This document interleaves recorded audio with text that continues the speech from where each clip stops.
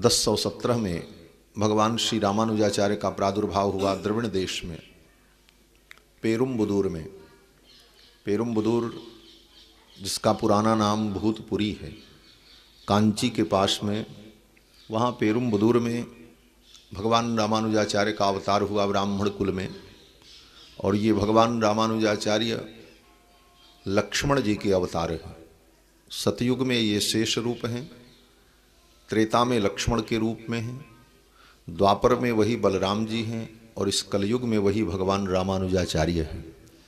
आदौ जगदाधार शेषः तदनु सुमित्रानंदन वेशः तदुपरि धृतहल मुशल विशेषः तदनंतर मम गुरुवर एषः।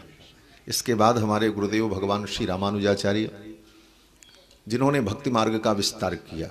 भक्ति की उत्पत्ति ही दक्षिण भारत में हुई। श्रीमद् भागवत महापुराण के महात्म्य में श्री वेदव्यास जी ने वर्णन किया है कि जब देवर्षि नारद को भक्ति महारानी जमुना के तट पर वृंदावन में मिली, तो देवर्षि नारद ने भक्ति महारानी से पूछा कि आप आई कहाँ से हो, आपका जन्म कहाँ हुआ।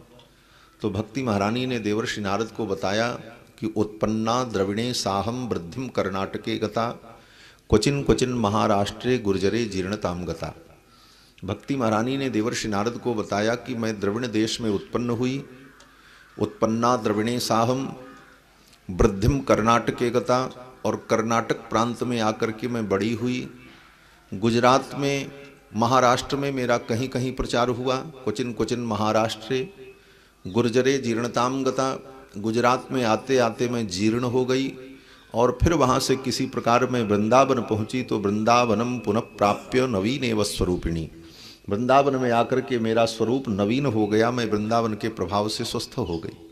तो भक्ति का प्रादुर्भाव ही द्रविड़ देश में हुआ।